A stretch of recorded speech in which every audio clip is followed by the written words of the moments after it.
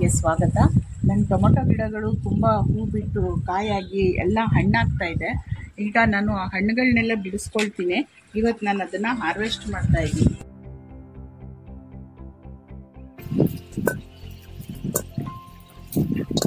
ನಾನು ಟೊಮೊಟೊ ಗಿಡಗಳಿಗೆ ಕಿಚನ್ ವೇಸ್ಟಿಂದ ತಯಾರು ಮಾಡಿರುವಂಥ ಗೊಬ್ಬರ ಹಾಕಿದ್ದೆ.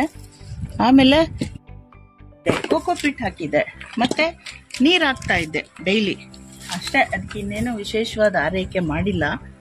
ಆದರೂ ತುಂಬ ಹೂ ಕಾಯಿ ಎಲ್ಲ ಹಣ್ಣಾಗ್ತಾ ಇದೆ. ನನಗೆ ಎರಡೆರಡು ದಿನಕ್ಕೆ ಒಂದೊಂದ್ಸರಿ ಹಣ್ಣುಗಳು ಸಿಗ್ತಾ ಇದೆ.